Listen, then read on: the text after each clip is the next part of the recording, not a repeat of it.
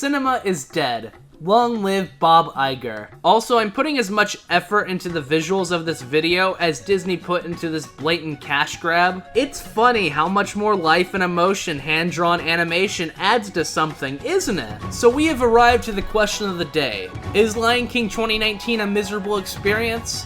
Yes it is. I'm only kidding, of course. Lion King was kind of amazing. I mean, don't get me wrong, it's awful. I can count the things I liked on one hand, but this is peak film. I saw this opening night and I couldn't stop cackling because of how poor the execution is here. Especially the performances, you know, the one thing people were excited for, that was not good. James Earl Jones should not be in movies anymore. He sounds like he's one wrong breath away from hacking up dust and dirt. Watching this movie, you can tell why Beyonce is not a movie star. Cheadle Ejiofor has nothing to work with because Jon Favreau phoned this bitch in. Keegan-Michael Key and Eric Andre are pretty bad because they don't get a chance to be themselves. Also, how did Eric Andre get involved with Disney's The Lion King? I've seen this man pour Fruit Loops and milk on himself while riding the subway and then asking passengers to consume his body because he got fired from his job. He is in no way allowed anywhere near a press tour.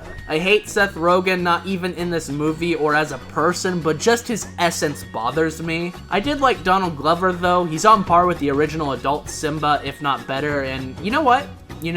He is better. Go fuck yourself, Matthew Broderick. Also, if I see anyone in the comment section talking about Billy Eichner and how he sucks, you will not live to see 2025 when they inevitably release the Lilo and Stitch remake. He is a god and a king. Billy tries to put this movie on his back, but not even a king can bear this fucking weight. It's not like the actors are given anything new to work with either, because at least 3/4 of the dialogue is ripped straight from the original. How are the actors supposed to provide their own spin on a character when the characters are all virtually the same with the same dialogue? Jon Favreau, Disney, God, whoever is responsible for this, doomed these people to be in the shadow of the original by not giving any effort to add some new elements to the script. This has been the main complaint people have been having since the beginning, but I'm still gonna bring it up. The animals don't emote. They just move their mouths and stare at the screen with their soulless abyss animal eyes. I can show a child stills from the original Lion King and they could tell me what emotion each character was feeling because of how expressive they were. If I showed a child stills from the new Lion King and asked what emotion each animal was feeling, they'd probably call me a fucking moron and steal my wallet. I want to feel things when I watch a movie. I want to be changed as a person. If you say the new Lion King actually impacted you, you are probably fresh out of a science lab and have never seen another movie before. But at least the tunes slap, right? Wrong. Do not ask any more questions, please. You are banned from this classroom. I mean, the songs sound fine sometimes, but all the fun choreography has been replaced with animals running. They run, they climb rocks, they walk, they run. Did I say they run? Because they run and sing. That's gonna be the thing that sells people on the Lion King movie. The fact that they run and sing. The only life injected into the new Lion King movie is whenever Billy Eichner is on screen.